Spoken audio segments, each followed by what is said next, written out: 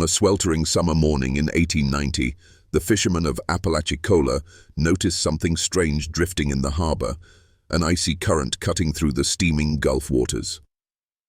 That ice led them to the weathered doors of an abandoned seafood warehouse, and inside, to a padlocked icehouse that hadn't been opened in months. When they broke the rusted chain, a sickly sweet scent spilled out, along with a cold fog that clung to their boots. Beneath stacked blocks of melting ice, they found her, a young woman pale as alabaster, her lips curled into a frozen smile. And, impossibly, she was pregnant.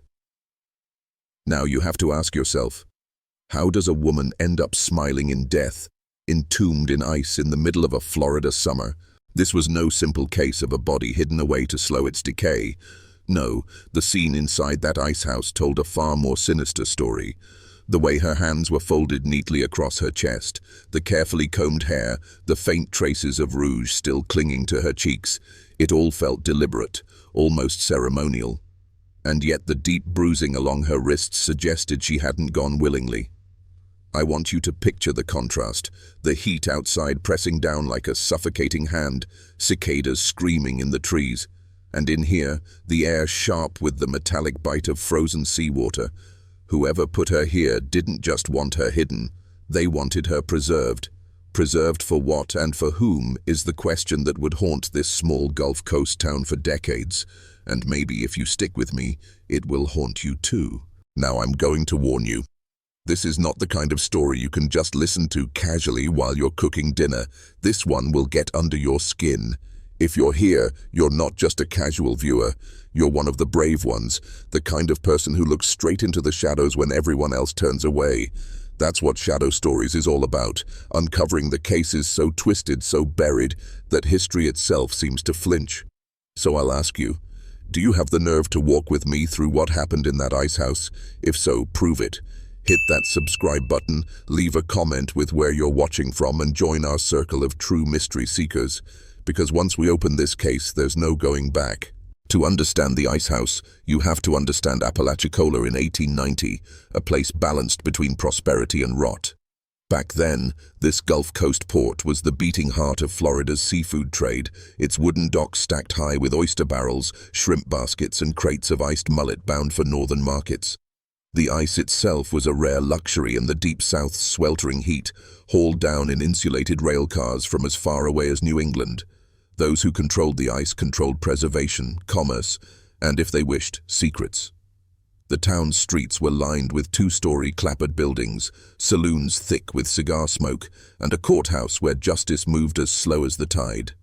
There was money here, old money, and in places like this, power had a way of making ugly things disappear. So when a locked icehouse became the stage for the most grotesque discovery in local memory, the whispers didn't start in the streets. They started in the boardrooms and parlors of the men who owned everything worth owning in Apalachicola. The names that would later surface in connection to the icehouse were, at the time, practically untouchable in Apalachicola.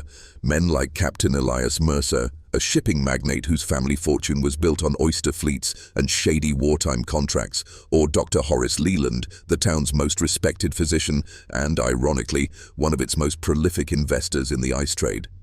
Then there was Judge Abram Caraway, a man who wore his piety like armor, but whose political reach extended far beyond the courtroom.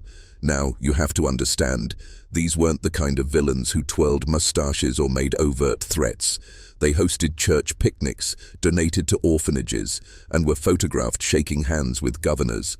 But behind closed doors, they belonged to an old coastal network that valued one thing above all else: keeping scandal off the public record, and when scandal did erupt, they had the resources to bury it, sometimes quite literally.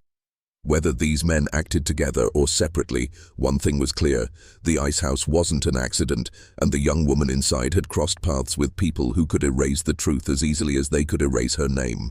On paper, the explanation for that icehouse was simple, and to most townsfolk entirely believable. Captain Mercer claimed it was part of a temporary storage arrangement for surplus ice shipments that hadn't yet been distributed to local fishmongers. Dr. Leland, when asked, said he'd heard rumors of a shipment gone bad, ice spoiled by a crack in the insulation during rail transport. The smell, he insisted, was nothing more than stagnant meltwater and rotting fish kept too long in the cold. And because these men were pillars of the community, who would think to question them? It was a clever bit of misdirection. Tie the suspicion to something mundane, something everyone in a seafood town understood. After all, who wants to imagine that beneath the blocks of ice there might be a human body, much less a young woman who'd been carefully groomed in death? The cover story worked for weeks, enough time for records to be misplaced, for witnesses to be leaned on, for any inconvenient truths to be neatly frozen out of sight. But what they hadn't counted on was how memory lingers in small towns, how gossip, like heat, always finds a way in. If you peel back the respectable veneer of Apalachicola in 1890, you find a hidden network as cold and efficient as the ice trade itself. The docks, the warehouses, the ice houses. They weren't just points of commerce, they were choke points of control. Captain Mercer's shipping company kept meticulous records of every crate and barrel, but those ledgers could be altered in minutes by a clerk who owed his wages and his silence to Mercer's payroll. Dr. Leland had access to the only proper morgue in town, as well as a private supply of formaldehyde and chloroform, making it easy to prepare a body before anyone outside their circle saw it. And Judge Carraway? He could bury legal inquiries in so much red tape that by the time the truth emerged, it was too late to matter. I want you to picture how suffocating that is. A town where every avenue of justice, from the docks to the courthouse, runs through the same set of hands. In a place like that, an icehouse doesn't just keep seafood cold, it keeps secrets frozen solid. And if you were unfortunate enough to stumble on one of those secrets, the system itself could close around you like a block of ice, sealing you away in silence. When word of the discovery finally began to trickle beyond the docks, the town's power brokers moved quickly to smother it under a blanket of official-sounding explanations. The bruises on the young woman's wrists, easily dismissed as post-mortem discoloration from the cold. The peculiar position of her hands, folded as if in prayer. Dr. Leland claimed it was a natural result of rigor mortis, frozen in place by the ice. Even the faint rouge on her cheeks was explained away as a strange side effect of temperature changes in preserved tissue. Though anyone who'd ever attended a wake knew rouge didn't appear on its own. The pregnancy, of course, was the most difficult to explain. And here, they leaned into pure rumor. Whispers of a hidden illness spread through town, or the suggestion that perhaps she was a widow whose husband had died at sea, leaving her in despair. Anything but the truth. The brilliance of their defense was in its tone, calm, authoritative, almost bored, as if to say, why make a fuss? These things happen. And for many, it was easier to nod along than to challenge men who could ruin you with a single accusation. Now, in any crime that survives this long in the shadows, there's almost always one person who isn't at the top of the power ladder. But without them, the whole thing would collapse. In Apalachicola's Icehouse case, that person was a man named Silas Grady. On the surface, Silas was just a warehouse foreman, a quiet man with rough hands and a reputation for keeping to himself. But if you were paying attention, you'd notice something else. He was the gatekeeper. Nothing came into or left those docks without Silas knowing it. He had the keys to the icehouses, he kept the shipping logs, and he knew when to look the other way. People said Silas could unload a railcar faster than any 3 men, but his real talent wasn't in moving crates. It was in moving information, and in a town like this, that was worth far more than muscle. Here's the thing you have to understand about Silas. He wasn't just a lackey. He'd been on those docks since he was a boy, back when he'd run errands for Captain Mercer's father. He knew the smell of every fish in the Gulf and could tell you whether an ice shipment had been packed in Boston or Savannah just by the way it sweated in the summer heat. Men like Mercer and Leland trusted him, not because he was loyal in the moral sense, but because he understood the unspoken rule, the one rule that kept the wheels of Apalachicola's commerce turning. Some things aren't meant to be talked about. And when you've lived by that rule for decades, you don't break it lightly. But this is where it gets interesting. Silas was the one who supposedly discovered the body. At least, that's how the story was first told. He was the man sent to open the icehouse to find out why a shipment had been forgotten in the middle of a heat wave. And when that door swung open, when that first curl of cold fog slid across the dock planks, it was Silas who shouted for help. B. Would ask yourself, was that genuine shock? Or was it performance? Because the more you dig, the more you see how perfectly his timing served the men above him. The body was found just late enough that decomposition had begun, but not so late that it couldn't still be explained away. And Silas, with his weathered face and calloused hands, made for a perfect witness. Someone the townsfolk believed, someone too simple to be part of something so terrible. Let's be real. In a world this tightly controlled, people like Silas Grady are more than just bystanders. They're the oil that keeps the machine running. And when that machine is built to hide something as grotesque as a smiling, pregnant corpse locked in ice, you have to wonder, was Silas following orders that day, or finishing a job? If you really want to understand the weight of this case, you have to stop thinking of the victim in the Icehouse as a mystery woman and start thinking of her as a person. Someone who laughed, who feared, who trusted the wrong hands. That's the part official records almost never capture, especially in the late 19th century. Women in 1890 Apalachicola weren't granted the luxury of individuality on paper unless they were wives of prominent men or part of a scandal big enough to interest a northern newspaper. Everyone else became a name in a census, if that, and sometimes not even that. But through scraps of gossip, old letters, and the fragile oral history passed through a few stubborn families, a picture begins to form. She was young, likely no older than 20. Her hair, described by one dockworker's widow, was the color of river silt when the sun hits it, that strange shade between gold and brown. Her clothes, found bundled beneath the ice, were not the rags of poverty, but neither were they fine enough for a captain's daughter. That meant she lived in that precarious middle, close enough to the powerful to be seen, but far enough below them to be disposable. Now, I want you to imagine what that meant in a town like this. Apalachicola in 1890 was a place where the rich could buy privacy and the poor had no voice.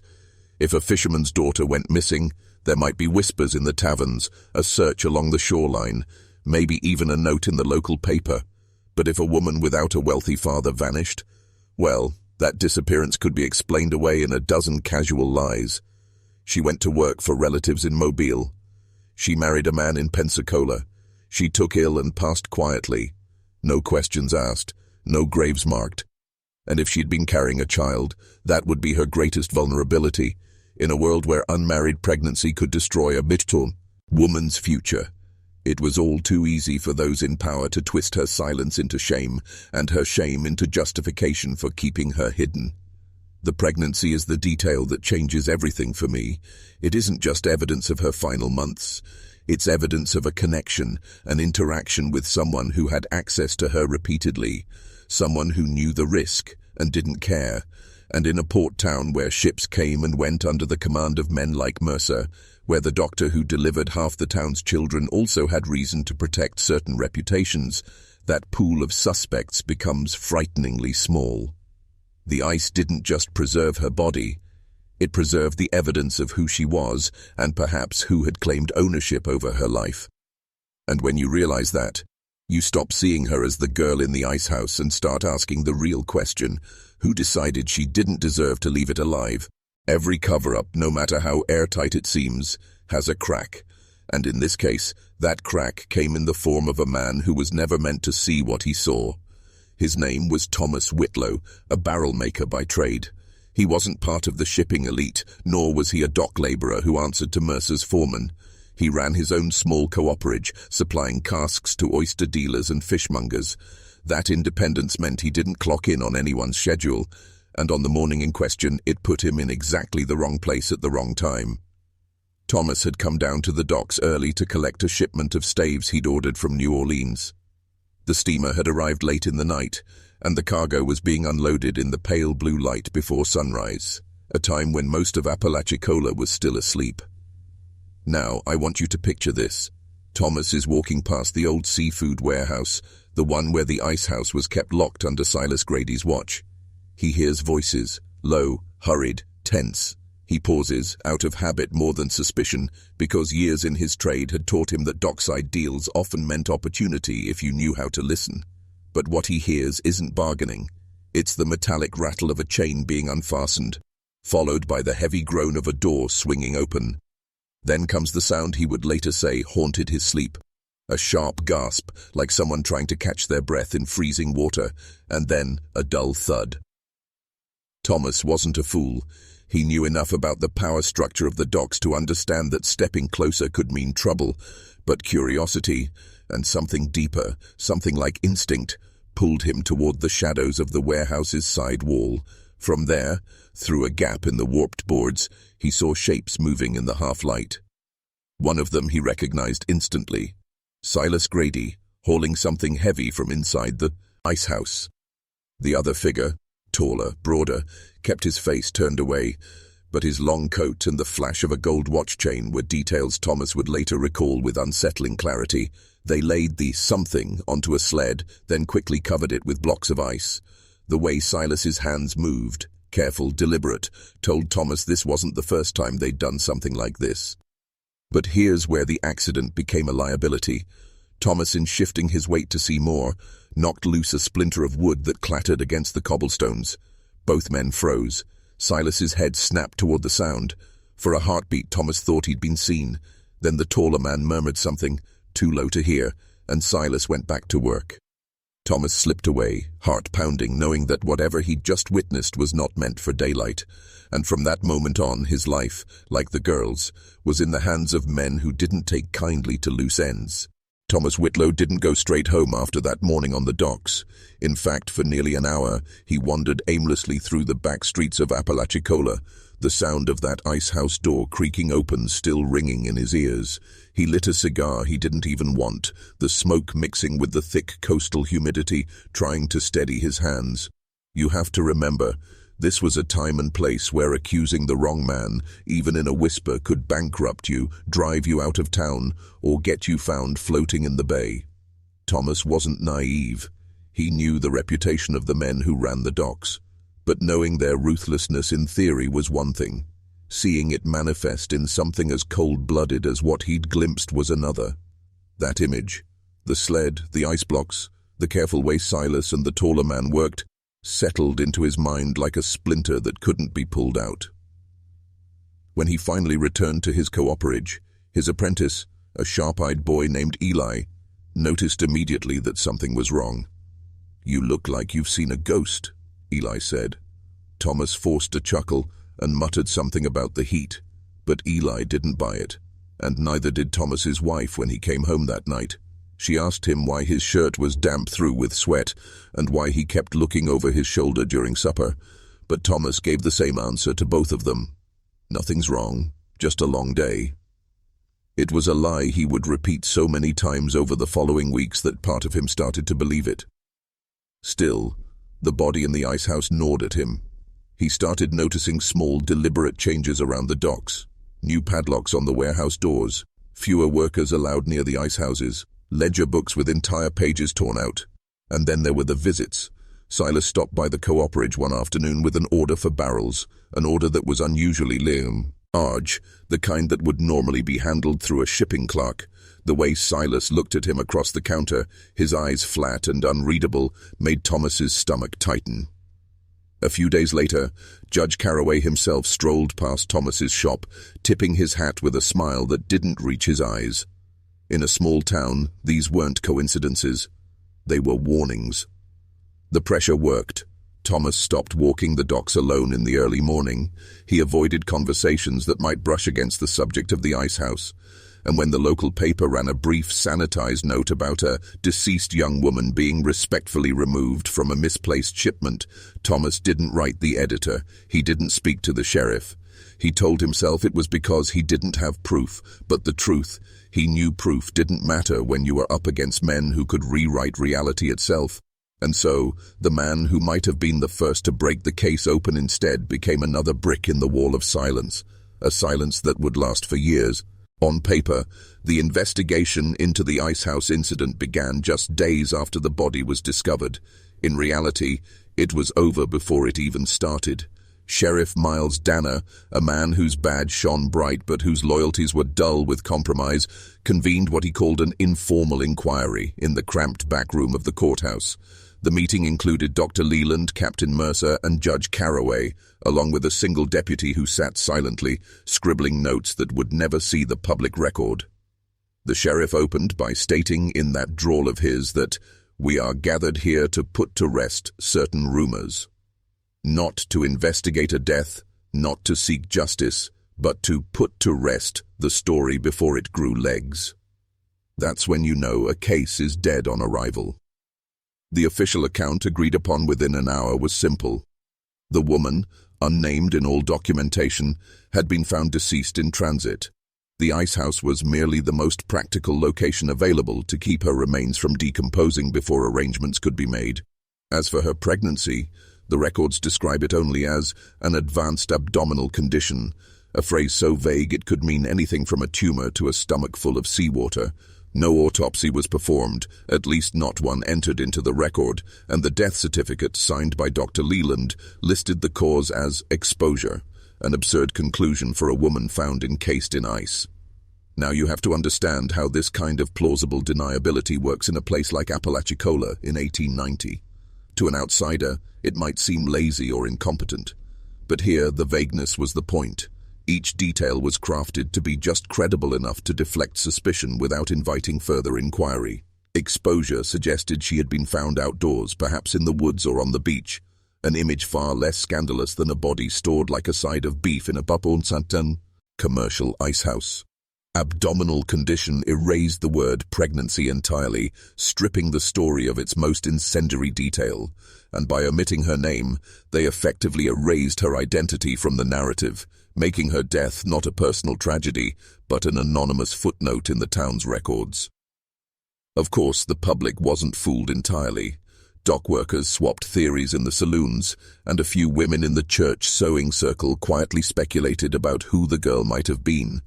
But without a name, without a family demanding answers, the whispers had no weight. And that was exactly how the power structure liked it. Rumor without accountability, outrage without action. Even Thomas Whitlow, sitting in the back of the inquiry room for reasons no one explained to him, felt the chill of inevitability settle over his shoulders. He saw the way the sheriff avoided writing anything down, how the judge's gaze swept the room like a warning. By the time the inquiry adjourned, the case wasn't just closed, it was sealed in ice, as surely as the girl herself had been. The girl in the icehouse may have been the only one found dead, but she wasn't the only victim. This is the part of the story most people in Apalachicola wouldn't dare to speak of. Not because they didn't know, but because they didn't want to admit it. In the months after the body was discovered, quiet ripples began to spread through the town. A seamstress's apprentice who suddenly left her position without explanation. A young chambermaid from the Bayfront Hotel who returned to work after visiting relatives but now refused to speak to anyone, her eyes fixed somewhere far away whenever a man in a fine coat entered the room. And then there was Mary Ellen Price, the daughter of a shrimp boat captain, who vanished for nearly half a year and came back with a scar above her ear and a limp that made her drag her left foot on the cobblestones. Now let's be real, these weren't just coincidences. Each of these women had something in common. They'd all been seen, at one point or another, near the docks late at night. They all had jobs that put them in the orbit of men like Mercer's captains, Dr. Leland's orderlies, and Judge Carraway's political associates. And in a town where employment was often dictated by who your family owed money to, these women had little power to refuse when favors were called in. But here's where it gets even darker. The changes in them weren't just physical.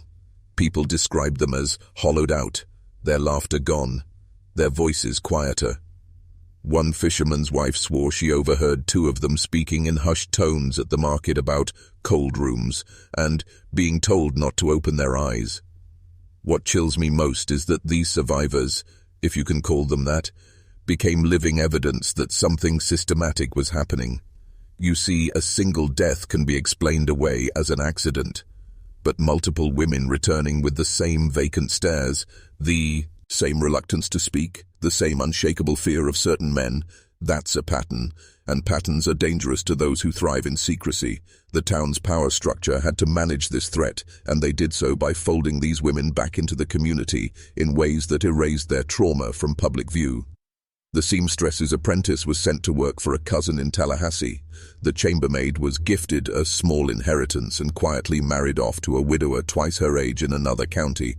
Mary Ellen was kept mostly at home, her father suddenly flush with enough cash to repair his boat and buy new nets. In every case, the women were silenced, not by force in the way you might imagine, but by an unspoken agreement between fear and necessity. Speak out, and you risk losing your family's livelihood. Stay quiet, and maybe you can still have some kind of life. And so, they carried the truth in their bodies, in their changed movements, in the way their eyes darted when the wrong footsteps approached. They were walking, breathing proof of the Icehouse's reach, but proof no one in power was willing to acknowledge. Here's where the story takes a turn from horrific to downright chilling.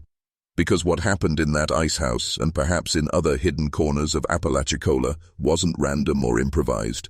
It was methodical, calculated, almost clinical. And the more you learn, the more it feels like someone with a scientific mind, or at least the cold detachment of one, was refining a process.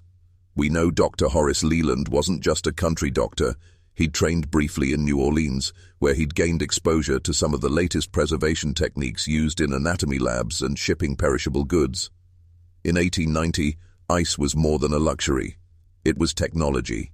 It could keep fish fresh for weeks, fruit edible for months, and disturbingly, a body intact for an unnerving amount of time. In the wrong hands, that technology became a tool for erasing the timeline of a crime. Now, imagine the procedure. A victim rendered unconscious, perhaps through chloroform, easily accessible to a man like Leland, then restrained in a way that would leave minimal outward injury. The cooling process would start almost immediately. Blocks of ice would be arranged around the body, and over hours, the temperature would drop low enough to halt decomposition before it even began. This wasn't about hiding a body for a single night. It was about controlling exactly when and how that body would be discovered. By manipulating the timeline, the perpetrators could blur the line between time of death and time of discovery, making it nearly impossible for anyone to prove when the crime had occurred, or who had opportunity. The pregnancy complicates this further. Preservation in ice could delay not only the decay of the mother's body, but also the natural changes that would have occurred in the unborn child after death. In an era without advanced forensic science, this meant the perpetrators could decide whether the pregnancy was even acknowledged by the authorities, and if so, frame it however they wished. And if that pregnancy connected her to a man of standing in the community, ice was more than preservation. It was protection. For him, not her. I want you to picture how deliberate this is. The men involved didn't just stumble into using ice because it was available. They built the infrastructure for it. The padlocked warehouses, the shipment schedules that could be manipulated to keep certain ice houses off limits. The workers like Silas Grady who knew when to stay silent. It was a perfect blend of medical knowledge, logistical control, and social influence. This wasn't just a crime of passion or opportunity. It was a process. A repeatable, refined method designed to remove inconvenient lives while keeping the guilty beyond suspicion. And the worst part, once you realize that, you have to ask yourself how many times they used it before the girl in the ice house, and how many times after. Every story like this needs someone who refuses to look away, and in Apalachicola, 1890, that someone was a man named Elias Harrow. Now, I'll be straight with you. Harrow wasn't some Lantern George sheriff or a crusading newspaperman from New York riding in to save the day. No, he was local, born here, raised on these streets. He knew which boardwalk planks would squeak under your feet and which families would rather bury a scandal than their kin. That's what made him dangerous to the people running this Icehouse operation. He understood the game, but he wasn't willing to play by their rules. Elias had been a customs inspector, the kind who checked manifests, weighed cargo, and asked the kind of questions dock captains didn't like. He'd been quietly let go a year earlier under budget cuts, which was just a polite way of saying he'd stepped on the wrong toes.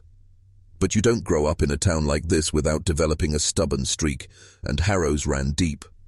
When word of the Icehouse discovery reached him, something in the details didn't sit right.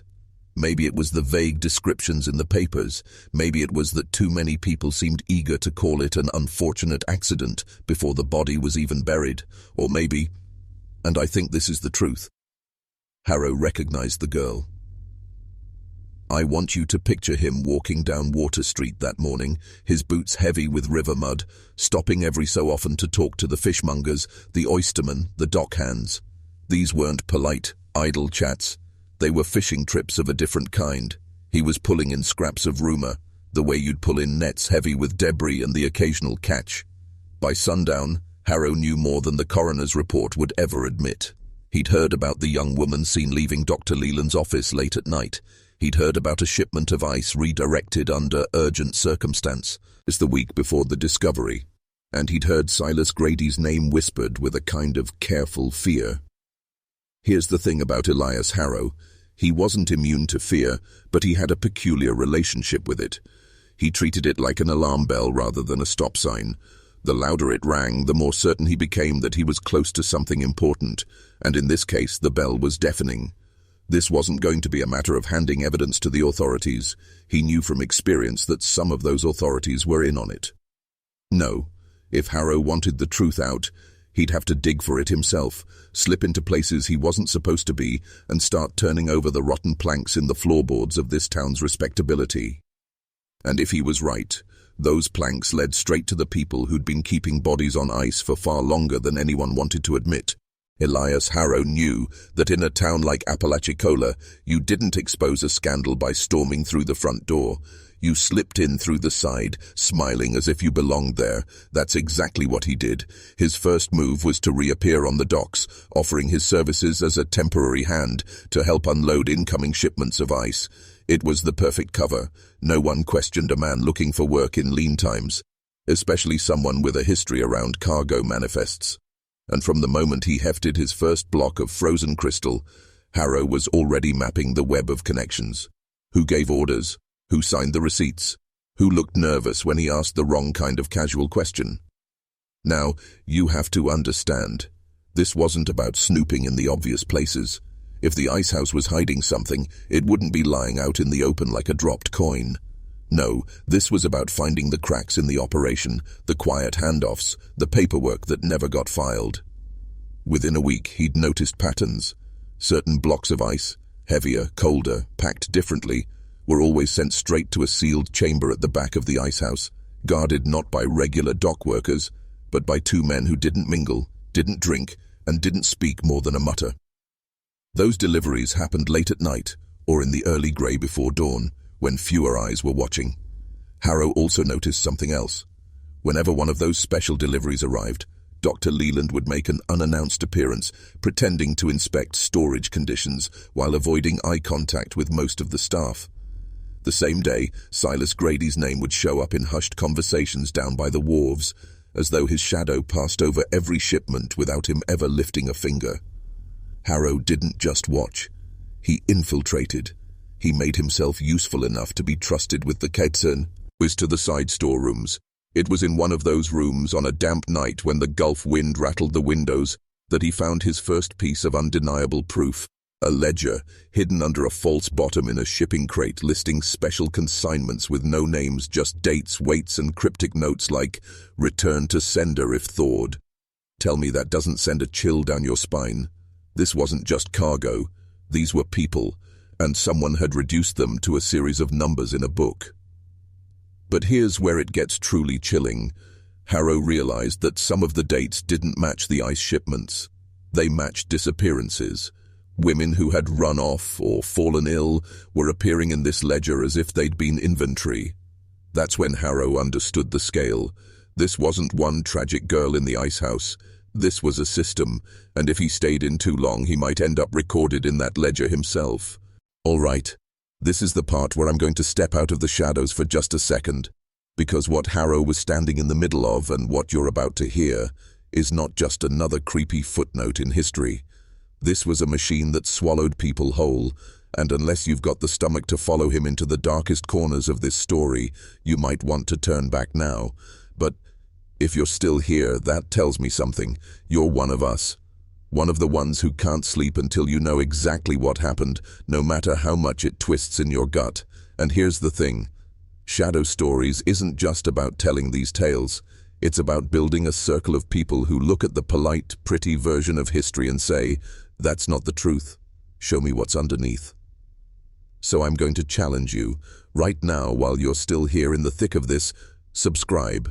Not later, not maybe after this video. Do it now, so you're part of this investigation from here on out. And leave a comment with where you're watching from, so we know just how far this circle of truth seekers stretches. Because the next part of this story, it's where Harrow crosses a line that can't be uncrossed. And once you hear what he found, you'll understand why I had to stop and ask, are you really ready for this? The night Harrow found the chamber unlocked, the air in the Icehouse felt different, heavier, as though it knew what he was about to do. The Gulf wind outside was warm and sticky, but the moment he stepped through the narrow back corridor, the temperature dropped so sharply his breath came out in visible puffs. He knew he had minutes, maybe less, before someone realized the door had been left ajar. He pulled it open, the thick wood groaning, and there it was, the hidden heart of the operation. Rows of massive ice blocks lined the walls, each one gleaming under the flicker of a single oil lamp. At first, they seemed like nothing more than the precious cargo the town relied on to keep fish fresh and drinks cold. But Harrow's eyes caught on shapes, faint, distorted shadows beneath the cloudy frost. He stepped closer, squinting, and then it hit him. These weren't shadows. They were faces. Faces with their eyes closed, lips pale, skin pressed against the ice as though trying to breathe through it. Some looked peaceful, others twisted in horror, and for a moment Harrow's knees nearly gave way. Now, I want you to picture this. He's standing there, the oil lamp swaying slightly in his hand, casting ripples of light over dozens of human forms frozen in place. Not corpses in the usual sense. No, some of them looked fresh. Too fresh. He leaned closer to one. A young woman, hair drifting in the frost like strands of seaweed. Her cheeks had color, her belly, swollen, pregnant. On the floor beside her block, Harrow spotted something else, a small leather-bound notebook, the kind a doctor might carry. He flipped it open and his stomach turned. Precise clinical notes detailed preservation success rates, gestational timelines, and experiments for extended viability. This wasn't just murder, this was experimentation, and it wasn't one girl. It was a roster of victims, cattle-bound, boged like livestock. He realized the truth in a single sickening rush. The Icehouse was more than a cover. It was an incubator, a place where human lives were stored, studied, and used for purposes so twisted the town would never believe it unless they saw it with their own eyes. And if Harrow was caught here, he wouldn't be walking back out to tell anyone. Harrow's fingers trembled as he closed the little notebook, the sound of the leather snapping shut, echoing unnaturally loud in that cold chamber. He could feel his pulse in his throat, hammering so hard it almost drowned out the faint hum of the Icehouse's chilling apparatus. Almost. Because then he heard something else. A creak from somewhere above him. Not the shifting of wood. No. This was slower, more deliberate. Footsteps. He didn't think. Instinct took over. Harrow slid the notebook inside his coat, shoved the lamp back onto its hook, and retraced his steps toward the side corridor. But before he could make it halfway, the heavy slam of the main Icehouse door reverberated through the structure. Voices followed. Low at first, then sharper, closer. One of them barked an order, and Harrow's stomach turned to ice. They knew someone was here. Now, I want you to picture this. You're Harrow, surrounded by the very walls holding evidence that could topple powerful men, and those men are now between you and the only exit. The corridor felt tighter than before, the air even colder, each breath dragging like a saw in his chest. He ducked behind a stack of crates, pressing himself into the shadows as a lantern beam swept the room. It lingered dangerously close to where he crouched, the thin wood barely hiding him. The beam passed. For now. He counted to 3, then bolted. Not toward the front, but deeper into the maze-like belly of the building. His boots slipped on the slick floor, and once he had to catch himself on the edge of an ice block, feeling the frost burn his palm. Behind him, a shout went up. "He's in here!" Footsteps thundered. Harrow spotted a narrow maintenance hatch along the far wall, half hidden behind burlap sacks. He yanked them aside and threw the hatch open, the rusty hinges screaming in protest. Without hesitating, he dropped into the blackness. Bam! Elau, landing hard in a shallow runoff channel that reeked of salt and rust. Water splashed up to his shins, icy and biting, but it was a way out. Voices echoed above, angry and searching. Harrow waded quickly, keeping low as the channel twisted toward the docks.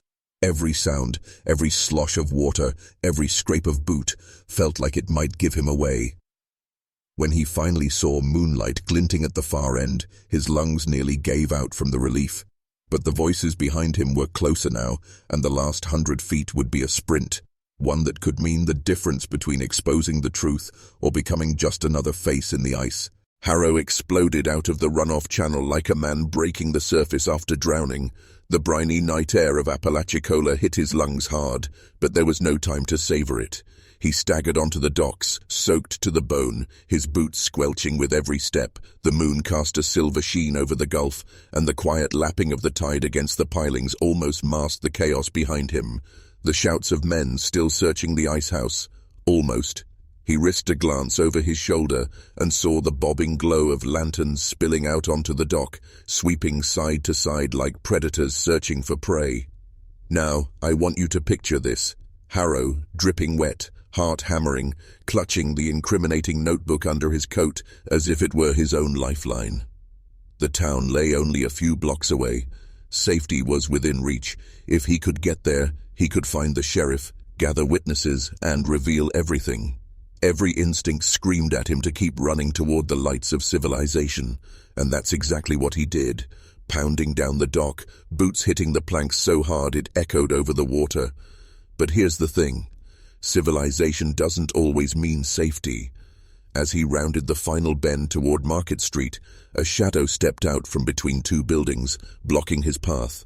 Harrow skidded to a stop, breath fogging in the warm night. It wasn't a stranger. It was Sheriff David Calloway, a man Harrow had trusted for years, a man who now looked at him not with relief, but with cold, knowing eyes. "Give me the book, son," Calloway said, his voice calm, steady, too steady. Behind him, more men emerged from the shadows, some in deputy uniforms, others in the plain coats of dock workers. The same dock workers Harrow had seen earlier unloading ice from the Gulf ships. The realization hit like a hammer.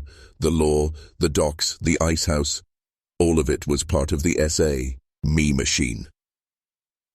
Harrow backed up a step, the notebook still hidden under his coat. But the men closed in from both sides. The lantern light caught Calloway's face just enough for Harrow to see the faint smile, the smile of a man who knew there was no way out.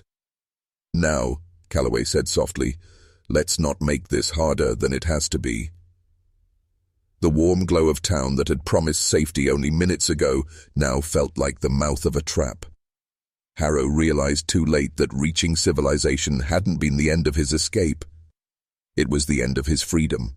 It was 3 days before the raid happened, and by then Harrow was barely clinging to consciousness in a backroom cell beneath the courthouse, a room without windows, where the only light came from a thin crack under the door.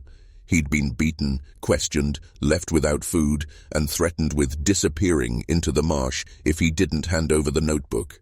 What they didn't know, what kept him alive, was that before Calloway caught him on the docks, Harrow had slipped the real notebook into the satchel of a dockhand's teenage son, a boy he'd once helped during a bad storm.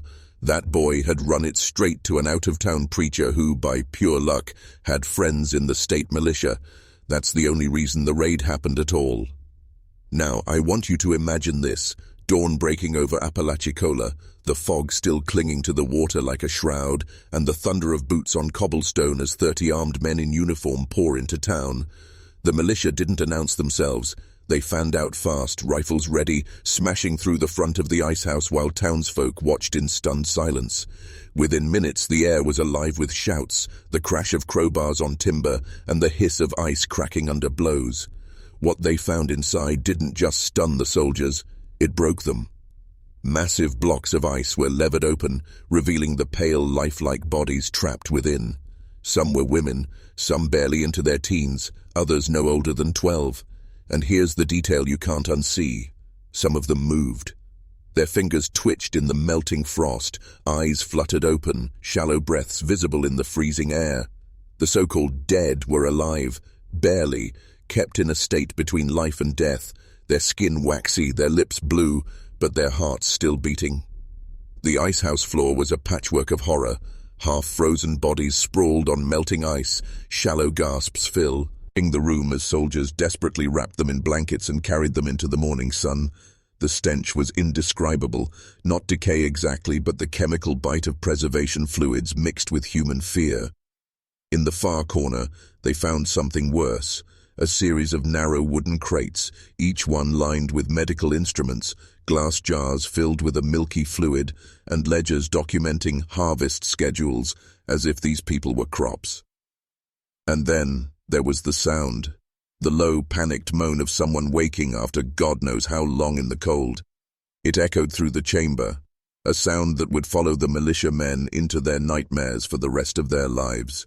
The rage shattered whatever fragile mask of decency Apalachicola's upper crust had worn. By noon, the militia had rounded up every figure tied to the Icehouse, marching them through the main street in irons while the townsfolk watched in stunned disbelief. You have to picture it. Men who had been the very image of respectability just the day before, now with their heads hung low, their fine suits torn, their wrists bound behind their backs.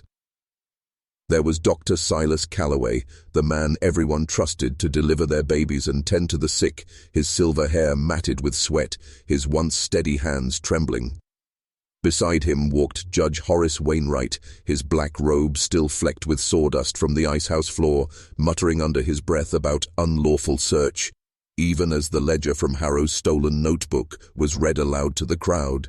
And then at the center was Mayor Edwin Cray, the same man who had welcomed traveling merchants with a smile and delivered fiery speeches about progress. His face, stripped of charm, revealed a cold indifference that made the crowd recoil. Now let's be real. This wasn't some back-alley gang of thugs. These were the men who ran the town, men who had shaken hands with governors, posed for photographs, and sat in the front pews every Sunday. And yet here they were, accused of orchestrating a network of human preservation and trafficking that spanned far beyond Florida's borders. Witnesses came forward in a flood. Dock workers admitted they'd been paid to unload special shipments under the cover of night. A midwife confessed to handing over young mothers who wouldn't be missed. Even the undertaker was implicated, having supplied bodies to test the freezing process before they turned to the living. The most chilling part? As each villain was unmasked, more questions surfaced. Where had they learned these preservation techniques? Who were their buyers, and why, in those ledgers, were there coded references to Northern orders and European interests? This wasn't just a local crime. This was a piece of something much larger, something that suggested Apalachicola was just one node in an international network. And through it all, the accused never once begged for mercy. Some smirked at the crowd, as if they knew justice here would be short-lived. Others stared straight ahead, unblinking, as though they'd already accepted their fate or knew an escape was already in motion. One thing was certain: the faces now in chains were not the only ones involved. The real architects of this horror might still be out there, watching. When investigators began following the paper trail left in Dr. Calloway's meticulous records and the coded ledgers recovered from the Icehouse, the true scope of the crime came into terrifying focus. This wasn't a grotesque hobby or the twisted work of a handful of local madmen. No, Apalachicola was just one link in a sprawling, deliberate chain. The ledgers showed dates, shipping manifests, and recipient initials that matched ports in Savannah, New Orleans, Havana, and even Liverpool. The special shipments weren't simply fish or ice blocks, they were human beings, preserved, catalogued, and traded like contraband. And here's where it gets worse. Many of the names on the receiving end weren't shadowy underworld figures. They were titled doctors, research fellows, and businessmen of international reputation. Now, you have to understand the sickening sophistication here. Ice was the perfect disguise, something in demand everywhere, handled with care, and rarely questioned. These human cargoes were wrapped within massive blocks, labeled as experimental preservation or medical study material. In the right hands, or perhaps I should say the wrong ones, a preserved human body could be revived under certain controlled conditions, or at least, that's what the private notes seem to suggest. Some shipments were marked success, others failure, their status documented as casually as one might record the arrival of livestock. What Harrow and the authorities found most unsettling were the connections to institutions that should have been above reproach.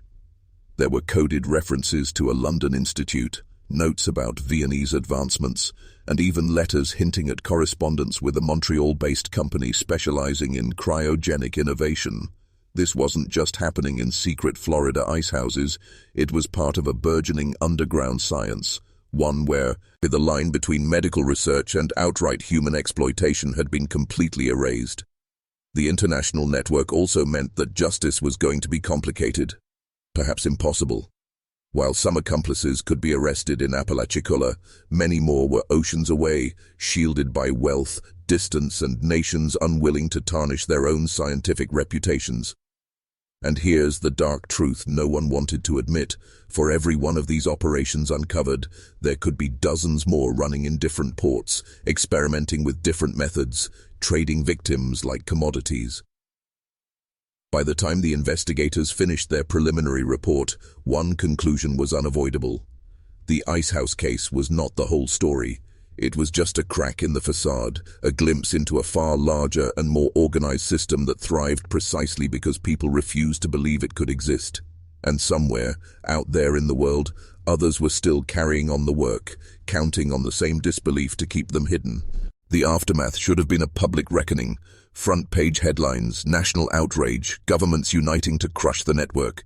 But instead, something far stranger and far more human happened. The story barely made it out of the county before it began to fade, like a whispered rumor carried off by the wind. Now, you have to understand, Apalachicola was a small town dependent on trade, and ice was its lifeblood. To openly acknowledge that the Icehouse had been a front for human trafficking and grotesque experimentation would be to poison their own industry, their own survival. And so, a pact of silence formed, unspoken but powerful. Business owners, local officials, and even some of the families of the missing looked the other way. The official line was that the Icehouse had been storing medical cadavers for shipment, and that anything more sinister was a fabrication, the invention of excitable minds eager to sensationalize tragedy. But it wasn't just local fear that sealed the truth away. The state authorities had their own motives for keeping this quiet. Exposing an international network would mean admitting they had failed to see it, failed to stop it, and possibly even facilitated it through negligence or corruption. There were whispers that certain sheriffs and customs officers had been paid off over the years to avoid inspecting sealed shipments. How deep that rot went, no one ever found out, or maybe no one wanted to. And then there was the press, or rather, the absence of it. A few papers ran short, sensational blurbs about grisly discoveries in Florida, but the stories were quickly buried beneath coverage of political scandals, economic news, and other distractions. By the following spring, the Icehouse case was barely mentioned outside the Gulf Coast. Even Harrow, the man who risked his life to uncover it, found himself shut out of official airings and told to let it go for his own good. Let's be real, silence is often more convenient than the truth. For the townspeople, pretending nothing happened allowed business to resume. For the authorities, it saved careers. For the public, it meant they didn't have to confront the possibility that something so monstrous could happen in their own country, right under their noses. And in the end, that silence worked. Within a generation, the Icehouse was demolished, its foundations swallowed by weeds, and the whole affair reduced to nothing more than a strange ghost story told by the oldest fisherman on the docks, a tale most dismissed with a laugh. A perfect burial, not just for the victims, but for the truth itself. You'd think that after the raid, the people behind the Icehouse horror would rot in a cell for the rest of their lives, but that's not how this story ends. Not neatly, not cleanly, and certainly not fairly. Now I want you to picture this. The main orchestrator, Dr. Elias Coyle, the man whose careful handwriting filled that leather-bound notebook with experiments and preservation logs, did not hang or face a firing squad. No, he vanished. The night before his trial was set to begin, he was transferred to another facility for his safety, and then never seen again. Some claimed he escaped by boat into the Caribbean, others swore he boarded a steamship under a false name bound for South America. The most chilling rumor, that he was whisked away by powerful patrons who valued his research far too much to let it be lost to the noose. His assistant, the Icehouse foreman Amos Brigg, fared only slightly worse. He was arrested, charged and sentenced, but for manslaughter, not murder, and served just 12 years before walking free. When he returned to Apalachicola, the town's memory seemed selective. Some shunned him outright, but others, the ones who had benefited from his silence, welcomed him back as if nothing had happened. By the 1910 census, his name was listed plainly, living 2 streets from the docks, running a small import business. The guards and handlers? Most avoided trial altogether. 2 of them simply disappeared, either skipping town or being helped to vanish in the same way Coyle had. The rest claimed they had no idea what was really going on in the frozen backrooms, and without direct evidence they walked. As for the collaborators in law enforcement and customs, no one could prove the bribes, and so they kept their uniforms, their badges, and their authority intact. Harrow, the man who risked everything, didn't escape unscathed either. After testifying, he found himself blacklisted from shipping work. Rumors followed him wherever he went, painting him as unstable, vindictive, or even complicit in the very crimes he exposed. He eventually left Florida altogether, heading north and disappearing into obscurity. Whether that was self-imposed exile or something more forceful, no one could say. And here's the part that gnaws at me. While the Icehouse itself was torn down, some of the machinery, and perhaps some of Coyle's records, didn't vanish. They were quietly sold off at auction, no buyers listed, no questions asked. Which means that maybe, just maybe, the story didn't really end in Apalachicola at all. Maybe it just moved. Now here's the thing about stories like this. They don't really belong to the past. They stain it, sure, but they bleed forward too, seeping into the present in ways we barely notice until it's too late. The Icehouse in Apalachicola might be gone, but its shadow still stretches over the town. Locals today still whisper about it, though they rarely speak above a murmur, and almost never to outsiders. Some of the old-timers will tell you, if you catch them in the right mood and with the right drink in their hand, that the river runs colder near the spot where it stood, that even in the dead heat of August you can feel the chill. They'll tell you about seeing lights moving where no buildings stand anymore, hearing the muffled thump of doors closing in empty air, and, most disturbing, about the strange visitors who come every few years. Outsiders, asking questions about Coyle's methods. People who don't seem interested in the victims, only in the technology. And this is where we step back and ask ourselves, what's the real horror here? Is it that a man could perform such experiments in plain sight of a community, that so many people helped him hide it?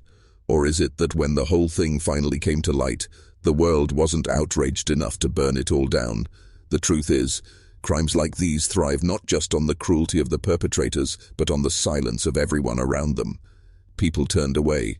They convinced themselves it wasn't their problem, or that they couldn't stop it. And that silence, that willful blindness, is the soil where evil grows deepest.